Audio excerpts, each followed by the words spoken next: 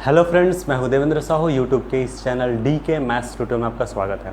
हमने नया chapter start किया है रेसिड्यूज एंड सम थ्योरम्स, और जस्ट हमने इससे पहले वाले वीडियो लेक्चर में जो रेसिड्यू है उन पर बेस्ड है जितने भी कॉन्सेप्ट्स हमने देखा था एग्जांपल्स के साथ। अगर फिर भी उसमें किसी भी तरह से डाउट अगर है तो आप बिल्कुल कमेंट कीजिए, है ना। और उस वीडियो को ज़रूर देख लीजिए। उसका जो नेक्स्ट लेक्चर है ये होने वाला है और इसके अंदर कॉची रेसिड्यू थ्योरम पर हम बात करेंगे।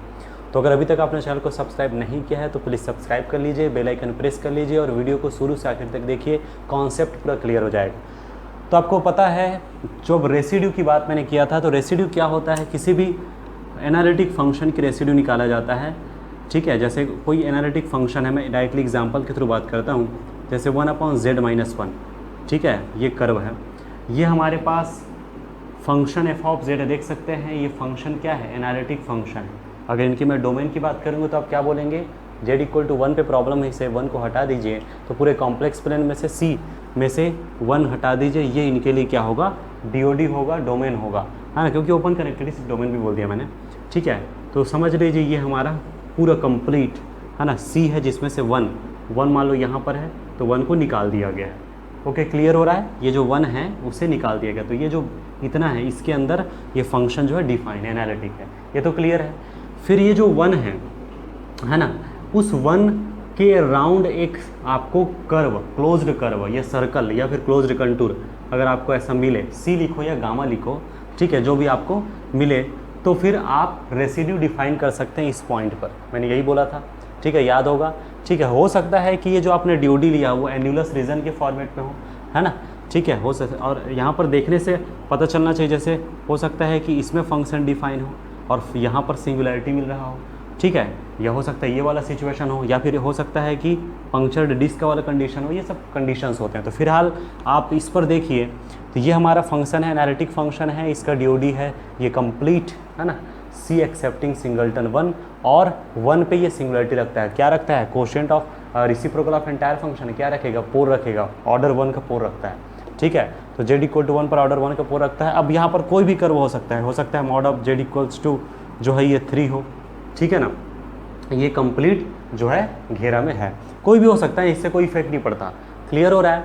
तो फिर आप क्या कर सकते हो, इस 1 पर फंक्शन f ऑफ z की रेसिड्यू निकालते हो। तो रेसिड्यू क्या होता है, रेसिड्यू होता है 2π। तो एक चीज़ मैं बता दूं, रेसिड्यू मैं डायरेक्ट इंटीग्रेशन निकाल रहा हूँ, तो residue f of z at z=1 निकलेगा।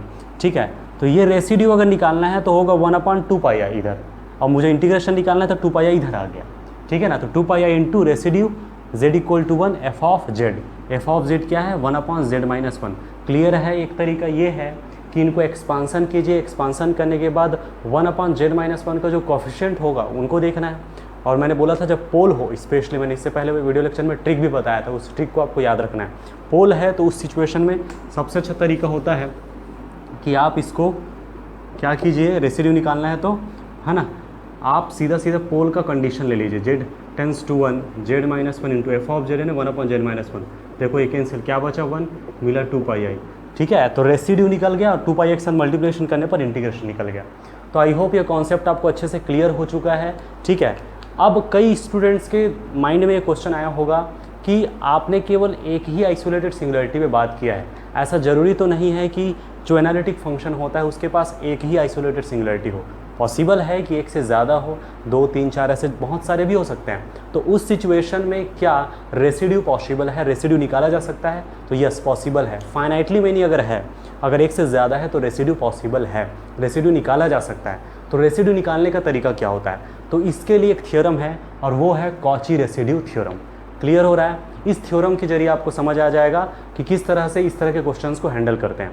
तो देखिए, पहले तो मैं स्टेटमेंट बोलता हूँ, सीधा इसका यूज़ कैसे करना है वो मैं बताऊँगा। ठीक है, let f be an analytic function in D except at isolated singularities z1 z2 and so on zn। Suppose gamma is a closed curve या फिर closed contour lies inside D which contains all the singularities, then integration along gamma या C जो भी है ना, आपको closed curve दिया है यहाँ गामा, तो गामा लिखा मैंने, उसके along क्या होगा integration 2 pi i into winding number of gamma with respect to Z1 into residue of f z at z equal to Z1 plus winding number of gamma with respect to Z2 into residue of f z at z equal to Z2। ऐसे पूरा complete जितना to है उतना पूरा निकालना है और उनका पूरा सम कर देना है। अगर मोटे मोटे तौर पे मैं कहूँ तो ये सम ऑफ रेसिड्यूज ही है। ओके, कई जगहों पर आपने देखा कई राइटर्स इसको 2 pi into sum of residues लिख देता है। उस समय वाइनिंग नंबर बाय डिफ़ॉल्ट 1 रहता है और ज़्यादातर सिचुएशन में वाइनिंग नंबर जो है बाय डिफ़ॉल्ट 1 होता है। जैसे कोई क्लोज्ड कर्व है तो एक बात तो दिमाग में सेट रखिए, मैं उस समय बोला था जब वाइनिंग नंबर बताया था, आपको सिंपली कोई भी क्लोज्ड कर्व देता है या कोई सर्कल देता है तो आपको समझना चाहिए कि उसकी वाइनिंग नंबर अगर सिंपली डायरेक्टली दिया है तो वाइनिंग नंबर हमेशा 1 ही होगा, +1 ही होगा। ठीक है, तो एक्चुअली एंटी क्लॉकवाइज है ना, एंटी क्लॉकवाइज मतलब कर्व इस तरह से होता है। ठीक है, इस वजह से पॉजिटिव होता है और 1 टाइम रोटेट करता है, इस वजह से क्या होता है 1। तो ये होता है वाइनिंग नंबर के बारे में आपको अच्छे से पता है। वीडियो लेक्चर आप अगर आप देखे नहीं है वाइनिंग नंबर को तो ज़रूर देख लीजिए। ठीक है, तो ये हो गया, इन पर बेस्ड एग्जाम्पल्स मैं बता रहा हूँ, उससे बातें क्लियर हो जाएगी। ठीक है, देखिए मैंने जो एग्जाम्पल बताया अभी 1/z-1 का था, उसी में थोड़ा सा मैं चेंज कर रहा हूँ, उसको ध्यान से देखिएगा। जैसे मैंने लिया 1/z-1 इंटू z-2 और यहाँ पर लिखा mod of z equal to 3 into dz। आपको पता है ये हमारा एनालिटिक फंक्शन, बिकॉज ये क्या है, रेसिप्रोकल ऑफ एंटायर फंक्शन है, ये तो कोई दिक्कत ही नहीं है। इसको केवल 1 पे प्रॉब्लम है, 2 पे प्रॉब्लम है। प्रॉब्लम का मतलब समझ जाते हैं ना भाई, प्रॉब्लम का मतलब है उस पॉइंट पे ये डिफाइंड नहीं हो पाएगा। क्लियर।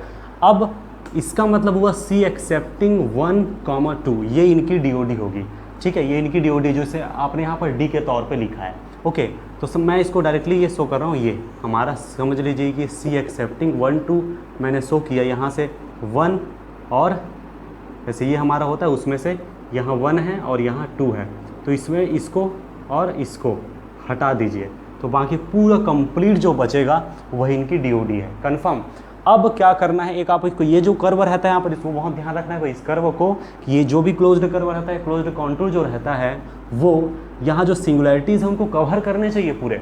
अब इसको 1 बस को कवर कर रहा है, 2 को नहीं, या 2 बस को कवर कर रहा है, 1 को नहीं। ऐसा सिचुएशन की बात नहीं कर रहा हूँ, दोनों को कवर करता है उस सिचुएशन में। क्लियर हो रहा है ना। तो देखिए mod of z equal to 3 है, मतलब ये तो ऑब्वियस है कि ये पूरा इधर कंप्लीट ऐसे, ये जो है 3, अब ये जो है इस टाइप से पूरा कंप्लीट सर्कल बनेगा। ठीक है, कंफ्यूज नहीं होना है। पॉसिबल है कि 1 कवर ना हो रहा हो, 2 कवर हो रहा हो, तो जो कवर नहीं हो रहा है उसको ऊपर ले जाना है। ठीक है, क्योंकि वो प्रॉब्लम नहीं करेगा, केवल जो वहाँ पर, जैसे कि फॉर एग्जांपल ये mod of z equal to अगर 2 होता बाय द वे, तो यहाँ पर जो है इस सिचुएशन में आप जो क्वेश्चन बनाते उसमें इस थ्योरम को अप्लाई नहीं कर पाते, क्योंकि थ्योरम को अप्लाई करने के लिए आपको ये देखना पड़ेगा कि जितने भी सिंगुलरिटीज़ आप ले रहे हैं वो सब के सब क्लोज्ड कर्व के इनसाइड होगा। तो अब बात आती है उस समय कैसे बनाते, टेक्निक क्या होता, तो मैं बताता हूँ, कॉची इंटीग्रल फार्मूला और टेक्निक होता है। और आप है ना, मैंने कॉची इंटीग्रल फार्मूला के बारे में बता दिया है, अगर आप देखे नहीं वो वीडियो को जरूर देखिए, है ना, बहुत ही इंटरेस्टिंग और इंपॉर्टेंट कॉन्सेप्ट। तो फिलहाल यहाँ हम ध्यान देंगे। तो देखिए आप जो भी कर्व ले रहे हो 1 और 2 को क्या कर रहा है, देखो है ना, कवर कर रहा है। परफेक्ट। तो जो भी कर्व है इस DOD के अंदर है और साथ ही साथ इन दोनों को कवर कर रहा है। अब 1 और 2 की अगर बात करूँ तो दोनों के दोनों कौन सा सिंगुलरिटी है, आइसोलेटेड, स्पेशली पोल है। ओके, अब बताइए इसका हम कैसे निकालेंगे, निकालने का तरीका क्या है। देखिए पहला तरीका ये हो सकता है कि इसको पार्शियल फ्रैक्शन करेंगे, पार्शियल फ्रैक्शन करके दोनों को अलग अलग तरीके से बनाएंगे। ठीक है ना, ये होगा पहला तरीका। लेकिन कॉची रेसिड्यू थ्योरम बोलता है कि भाई इतना मेहनत मत कीजिए, आप सिर्फ ये कीजिए कि 1 पे और 2 पे देख लीजिए क्या दे रहा है, पोल दे रहा है। तो देखिए मैं बना रहा हूँ यहाँ पर, बहुत ही इंटरेस्टिंग तरीके से बनेगा। तो चूंकि मैं यहाँ पर इंटीग्रेशन के फॉर्मेट में लिखा हूँ, तो 2 पाई आई इंटू रेसिड्यू है ना ऑफ एफ ऑफ जेड मतलब ये ओवरऑल ना, into at z equal to 1 प्लस करना है residue of f z at z equal to 2। अब बोलेंगे वाइनिंग नंबर कहाँ है, मैंने बोला था अगर आपको सिंपली कोई सर्कल देता है, ठीक है, तो उस समय समझ लीजिए कि +1 होगा। Number of winding of any closed curve is called winding number. सीधी सी बात है ना, जो भी नंबर आप ले रहे हो 1। अब देखिए जो भी मैंने कर्व बनाया था, यहाँ पर था 1, याद होगा, यहाँ पर था 2, तो 1 के करेस्पॉन्डिंग 1, 2 के करेस्पॉन्डिंग 1।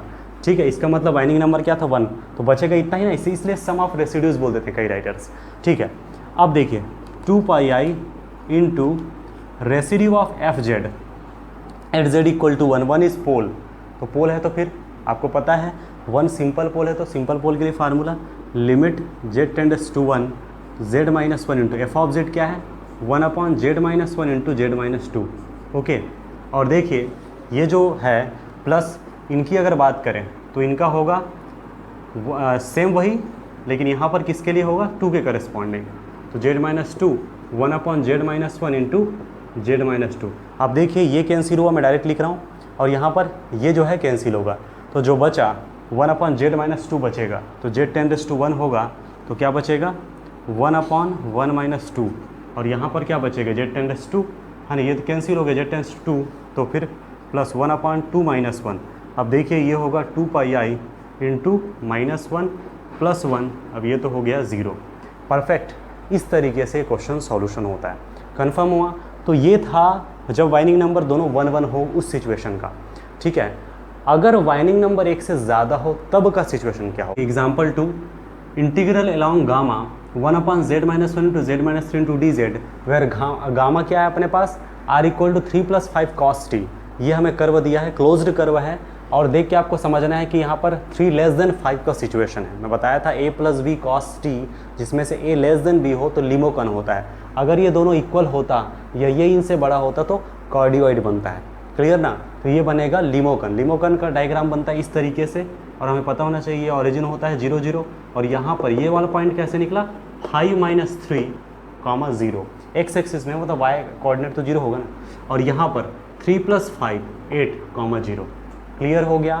तो इस तरह से ऑरिजिन हुआ, और है ना 5 माइनस 3 2, और यहाँ पर 3 प्लस 5 8, इस तरह से निकल गया। ठीक, और याद रखिए बाय डिफ़ॉल्ट कोई डायरेक्शन नहीं बोला है, तो आपको समझना चाहिए एंटी क्लॉकवाइज।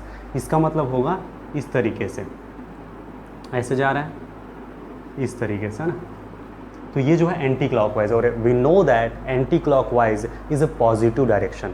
चाहे आप एंटी क्लॉकवाइज बोलो, चाहे आप काउंटर क्लॉकवाइज बोलो, चाहे पॉजिटिव ओरिएंटेड बोलो, चाहे पॉजिटिव डायरेक्शन बोलो, चाहे पॉजिटिव सेंस बोलो, इन सब का मीनिंग वही होता है।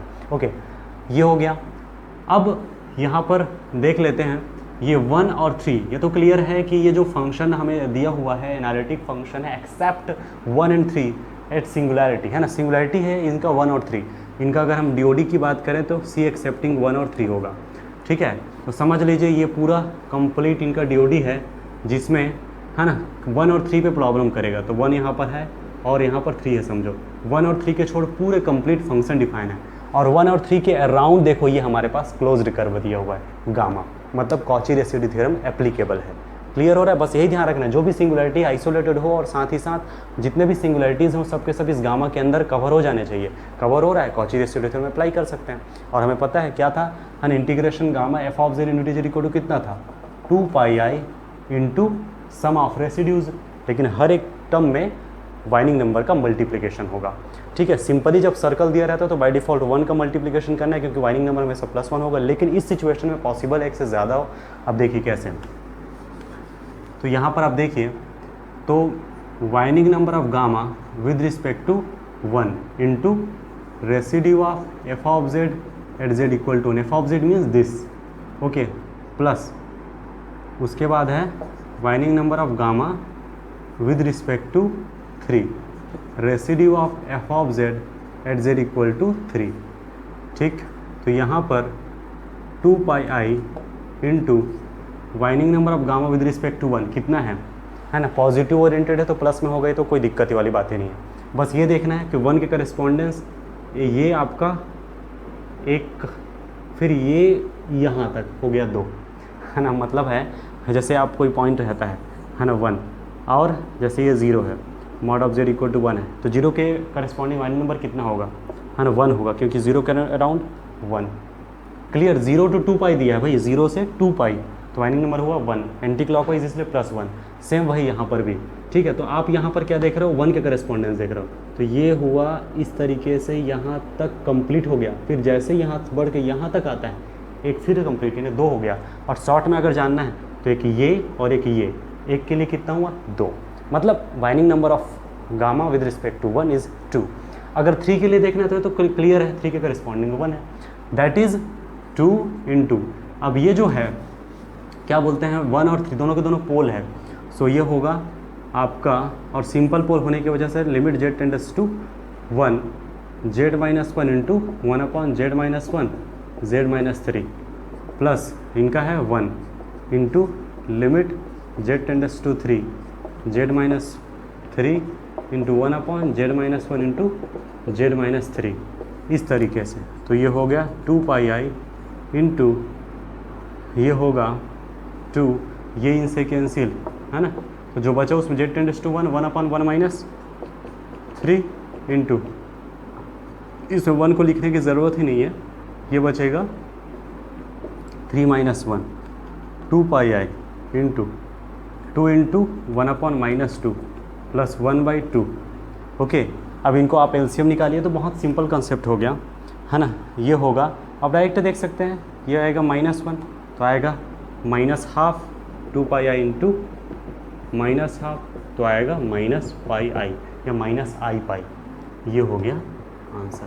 क्लियर हुआ? तो इनका जो वैल्यू है वो -πi है। कन्फर्म हुआ इस तरह से, ठीक है, ये क्लियर हो रहा है। तो बहुत सारे सिचुएशंस होता है, अब जैसे कि बोल रहे हैं कि पोल ऑफ ऑर्डर 1 को ही ले रहे हो, थोड़ा और बढ़ाइए, ठीक है, पोल ऑफ ऑर्डर 2 का भी देख लेते हैं, 3 का देख लेते हैं, है ना। क्लियर, कम से कम ये तो कंफर्म हो जाना चाहिए कि जो पहले जो बनाते थे, पहले जो इंटीग्रेशन फाइंड करते थे, पहले और अब में क्या फ़र्क आया, उस फ़र्क को आप, है ना, वो कहना चाहिए, उसको क्लियर कीजिए। देखिए, पहले आप integration gamma f of z into d z के लिए लगाते थे 2πi into residue of f of z at z equal to a। याद रखिए, जो भी कर्व रहता है उस इस पॉइंट a को, a आइसोलेटेड सिंगुलरिटी को फर्स्ट एंड सेकंड, ये जो गामा है इस a को कवर करता हो। कवर करने के कई तरीके में बताया था, जैसे ये है ना पॉइंट a है, एन्युलस रीजन है, या फिर हो सकता है पंक्चर डिस्क कंडीशन हो, ठीक है, यह भी और कई स्थिति होती है ना। ये हमारा कर्व है, ये हमारा पूरा डोमेन है DOD, उसके अंदर पॉइंट ए हो, ये कई सिचुएशंस होते हैं, प्रैक्टिस से आ जाता है ना। ये हो गया पहले के लिए। लेकिन अब कंडीशन क्या था? अब कंडीशन ये था कि एक से ज़्यादा अगर आइसोलेटेड सिंगुलरिटी है तब क्या होगा, जैसे यहाँ पर एक से ज़्यादा आइसोलेटेड सिंगुलरिटी, अब इन सभी के करस्पॉन्डिंग सिंगुलरिटीज़ आपको लेना है, सभी के करस्पॉन्डिंग आपको रेसिड्यूज़ लेना है, और सबके रेसिड्यूज़ को आपको सम कर देना है। वाइनिंग नंबर भी देखना है। अच्छा, कर्व की बात कर, जैसे यहाँ पर ये आपने गामा लिया, ये गामा लिया, अगर एक से ज़्यादा अगर है ऐसे आपके पास Z1 Z2 Z3, तो उसको कवर करते हुए आपको एक क्या मिलना चाहिए, कर्व रहना चाहिए इसके अराउंड, ठीक है, क्लियर। और जितने भी सिंगुलरिटीज़ आइसोलेटेड हो उसके अराउंड एक आपको कर्व मिल जाए गामा, फिर आप क्या कर सकते हो, है ना, कॉची रेसिड्यू थ्योरम लगा सकते हो। और आपको अभी जस्ट बताया गया था 2πi इंटू समेशन, है ना, समेशन करके आप लिख सकते हो, summation winding number of gamma with respect to, है ना, i equals to 1 to n residue of f of z at z equal to zi। Clear है? तो दोनों में क्या फ़र्क है, इसमें ज़्यादा रेसिड्यूज़ हैं, इसमें एक ही आइसोलेटेड सिंगुलरिटी था तो एक रेसिड्यू मिला, और अगर एक से ज़्यादा है तो उसके करस्पॉन्डेंस अलग अलग रेसिड्यूज़ मिलेगा, और सभी में वाइनिंग नंबर का मल्टीप्लिकेशन करते जाना है। कई सिचुएशन में बाय डिफ़ॉल्ट 1 होगा अगर सर्कल है तो, अगर लिमोकन कार्डियोइड ऐसे सिचुएशन आता है तो ज़रूर आप ध्यान रखिए कैसे बनेगा। क्लियर? एक एग्जाम्पल और देख लेते हैं ताकि क्लियर हो सके। देखिए, है ना, एक बात तो आपको समझ आ रहा है कि integration f of z into d Z मतलब हो क्या रहा है, ये जितने भी थ्योरम्स हैं वो सब के सब कॉम्प्लेक्स इंटीग्रेशन के लिए है। अगर हम ये कहें कि कॉम्प्लेक्स एनालिसिस में आधे से ज़्यादा जितने भी कॉन्सेप्ट्स डेवलप किए गए हैं सब के सब कॉम्प्लेक्स इंटीग्रेशन व्यू से ही डेवलप किए गए हैं, तो ये गलत नहीं होगा, बिल्कुल सही है ना। आप देख लीजिए, सबसे पहले तो इंटीग्रेशन का इंडिपेंडेंटली मैंने डेफिनेशन दिया था, है ना, आपने देखा भी होगा, है ना, स्टार्टिंग में जब कॉम्प्लेक्स इंटीग्रेशन पढ़े थे तब। और उसके बाद फिर कॉची इंटीग्रल फार्मूला था, फिर उसका हायर ऑर्डर डेरिवेटिव था, कॉचीज थ्योरम, कॉची-गॉर्सर थ्योरम, ओके। उसके बाद फिर अभी जस्ट, है ना, जो रेसिड्यू का कॉन्सेप्ट हमने देखा, उसके बाद कॉची रेसिड्यू थ्योरम देखा कि जितने भी कॉन्सेप्ट आ रहे हैं किसके लिए, सब इंटीग्रेशन के लिए ना भाई। और आगे और बचा हुआ है आर्ग्यूमेंट प्रिंसिपल वगैरह जितने भी देखेंगे ना, वो भी सब के सब इंटीग्रेशन के लिए ही होगा। अच्छा, इस पर बात कर लेते हैं, sine z upon z into z-1 का होल स्क्वायर, यहाँ पर z इक्वल टू 0 और z इक्वल टू 1, इन दोनों पे प्रॉब्लम होने वाला है। जब प्रॉब्लम बोलता हूँ तो आप समझ जाते हैं ना। तो c एक्सेप्टिंग 0 1, हमेशा DOD क्या है पता लगा लेना चाहिए। तो DOD ये हमारा समझ लीजिए c एक्सेप्टिंग 0 1 है, इसमें कोई डाउट नहीं होना चाहिए, ये 0 है और ये 1 है। इन दोनों पॉइंट के अलावा फंक्शन जो है एनालिटिक है, मतलब इन दोनों के छोड़ पूरे ओवरऑल फंक्शन में कोई दिक्कत नहीं है। कोशेंट ऑफ एंटायर फंक्शन है, मतलब 0 और 1 जो होगा आइसोलेटेड सिंगुलरिटी होगा। अच्छा कौन सा सिंगुलरिटी है वो हम जान लेते हैं। जेड इक्वल टू 1 है ना और 0, अगर 0 पे बात करूँ तो जेड इक्वल टू 0 जो है उन पे लिमिट देख लेते हैं डायरेक्टली, लिमिट क्योंकि 0/0 सिचुएशन आ रहा है, तो एक कंसेप्ट मतलब एक संभावना, एक पॉसिबिलिटी है कि रिमूवल का सिचुएशन हो, इसलिए मैं देख रहा हूँ sign Z upon z z-1 का whole square, directly limit exist कर जाएगा। ठीक है, तो क्या हो जाएगा, रिमूवल सिंगुलरिटी हो जाएगा। तो लिमिट z टेंड्स टू 0, अब यहाँ पर 0/0 ऊपर का सॉल्यूशन कीजिए, cos z नीचे हो गया 1 इंटू 2 z-1 है ना, और सॉरी z इंटू इतना होगा और प्लस z-1 का होल स्क्वायर इंटू 1, ये सिचुएशन होगा। z टेंड्स टू 0 कीजिए, cos 0 नीचे में होगा, ये हो गया 0 और प्लस ये होगा 0-1 का whole square 1/1 yes, limit exist कर रहा है। इसका मतलब हुआ कि जो z इक्वल टू 0 है वो क्या है, रिमूवेबल सिंगुलरिटी है। ओके, z इक्वल टू 1 में कोई दिक्कत नहीं होना चाहिए, पोल होगा है ना, चाहे तो आप चेक करके देख लीजिए है ना। z tends to 1, z-1 power 2 है तो पावर 2 ही मैं रख रहा हूँ। f ऑफ z मतलब sine z upon z z-1 का होल स्क्वायर, ये cancel, sine 1/1 that is sine 1, sine 1 that means कुछ है ना वैल्यू मिलेगा, पर्टिकुलर नॉन ज़ीरो, मतलब ये क्या है, एग्जिस्ट कर रहा है ना। क्या हो रहा है, पावर 2 यानी कि pole of order 2, multiple pole का कंडीशन है। तो ये हो गया z equal to 0 removable, z equal to 1 pole. अब देखिए कॉची रेसिड्यू थ्योरम कैसे अप्लाई करते हैं। तो ये होता है इतना इक्वल टू क्या होगा, 2πi इंटू, अब सम ऑफ रेसिड्यूज, क्लियर। और एक चीज़ और बता दूं कि जब भी सिंपली सर्कल दिया हो तो क्या समझना है, वाइंडिंग नंबर 1 है, ठीक है ना, बाय डिफ़ॉल्ट 1 है, तो लॉजिक लगाने की ज़रूरत नहीं। और कैसे 1 होता है आपको पता है, 0 से 2π में 1 टाइम वाइंड होगा, है ना, क्लियर। अच्छा, mod of z equal to जो 2 बनेगा, mod of z equal to 2 वो इस टाइप से होगा, यहाँ पर 0 और ये 1, तो ये जो 0 और 1 दोनों जो है, ये यहाँ पर 0 और 1 दोनों इसके इनसाइड आना चाहिए, आ रहा है। तो पूरे डोमेन के अंदर, DOD के अंदर ये कर्व है और कर्व के अंदर दोनों पॉइंट है, सो कोई दिक्कत नहीं, कॉची रेसिड्यू थ्योरम एप्लीकेबल है। तो 2πi इंटू और साथ ही साथ वाइंडिंग नंबर क्या है, 1 है, तो वाइंडिंग नंबर मैं नहीं लिख रहा हूँ, डायरेक्टली बना रहा हूँ। ये होगा residue of fz at z equal to 0 plus residue of fz at z equal to 1, ठीक है। अब सोचिए अगर कॉची रेसिड्यू थ्योरम आपको पता नहीं होता तो डायरेक्ट इंटीग्रेशन है ना बहुत मुश्किल जाता है ना भाई, लेकिन यहाँ पर क्लियर हो रहा है।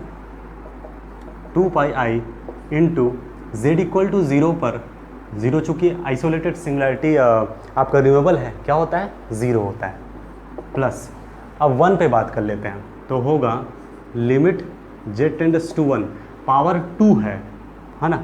आपको फार्मूला पता है, जब z इक्वल टू जैसे a जो है पोल हो ऑर्डर m+1 ऑर्डर का, तब क्या होता है ना, residue f of z at z equal to a होता है limit z tends to a 1/m dm/dzm into f of है ना z-a whole power m+1 into f of z, ये होता है।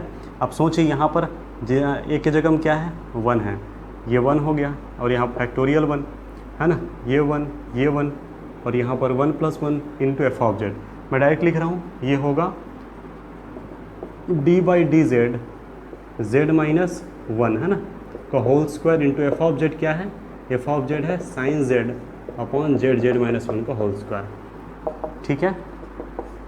अब लॉजिक लगाइए, ये तो हट गया, जो बचा लिमिट z टेंड्स टू 1, ये हट गया, d/dz ये इनसे कैंसिल, जो बचा वो है साइन z अपॉन जेड। अब साइन z अपॉन जेड को सॉल्यूशन करना है आपको, differentiate with respect to z, क्या हो जाएगा, दो तरीका है आपके पास, या तो आप जो न्यूमरेटर और डिनोमिनेटर वाला जो है ना डिफ्रेंशिएशन वाला फार्मूला वो लगा सकते हैं, तो z into cos z minus sine z into 1 upon z square, ये हो जाएगा। तो 2πi into z tends to 1 कीजिए, तो ये हो जाएगा cos 1 minus sine 1 upon 1, square that is बचा ये, यही हमारा सॉल्यूशन होगा। सोचिए क्या डायरेक्ट पॉसिबल था इनका सॉल्यूशन निकालना, यहाँ से पॉसिबल हुआ। क्लियर है ना भाई? ठीक है, अब हम देखेंगे residue at z equal to infinity. तो इन्फिनिटी पर रेसिड्यू कैसे देखा जाता है ना, वो हम देख लेते हैं।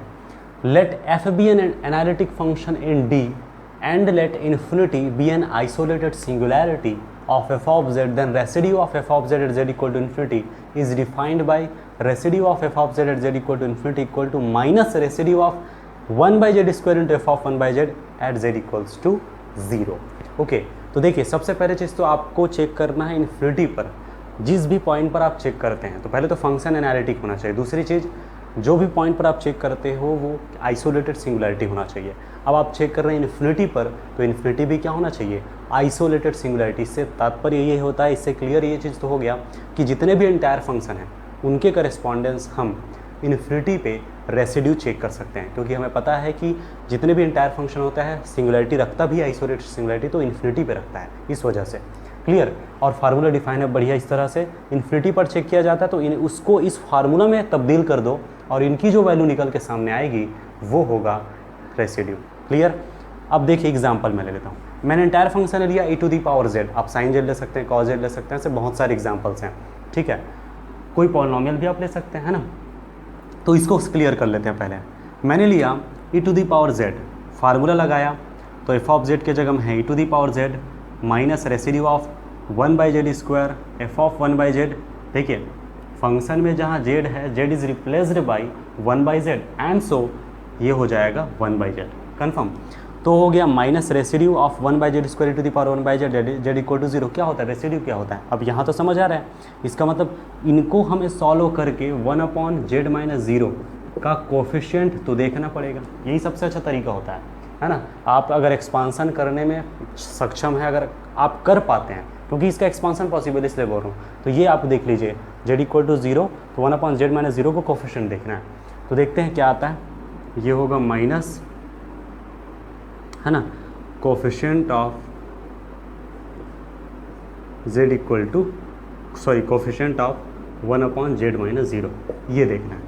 तो जो निकल के सामने आएगा वही होगा। अब ये तो मैं लिखना बड़ा आसान है, लेकिन होता क्या है तो इसको सॉल्व करके अलग से आप देख लेंगे।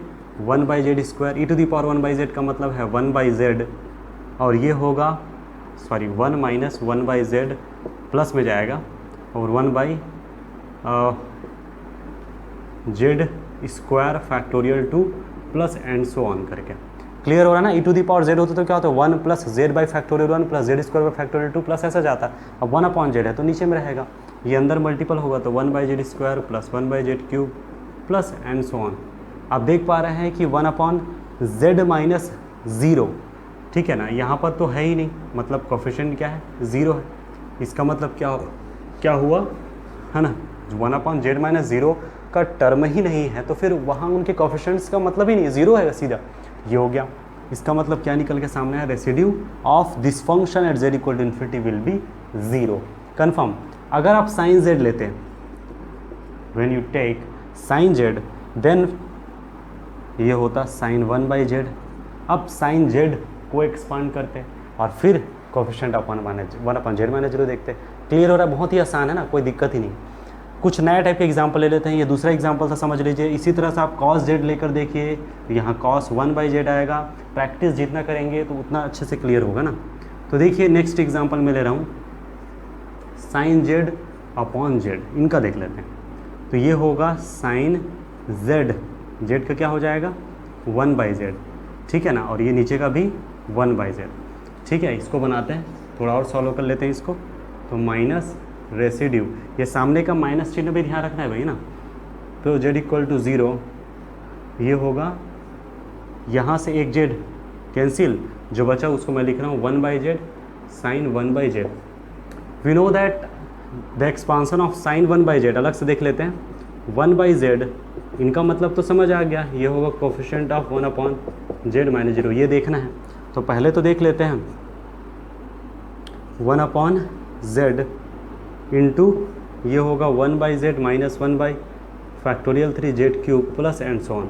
अंदर मल्टीपल होगा 1 by z square 1 by factorial 3 Z power 4, यहाँ भी 1/z-0 बच ही नहीं रहा है। सो यहाँ भी कोफिशिएंट 0 होने की वजह से ये होगा। क्लियर हो रहा है? तो ऐसा आप प्रैक्टिस कीजिए, बनाइए। अगर किसी भी तरह से डाउट होता है बिल्कुल आप कमेंट कर सकते हैं। तो आई होप आज का जो लेक्चर है क्लियर हुआ होगा। पसंद आया तो लाइक कीजिए, अपने फ्रेंड्स को ज़रूर शेयर कीजिए ताकि उन्हें फ़ायदा मिल सके। तो आज के लिए इतना ही। Thank you for watching this video.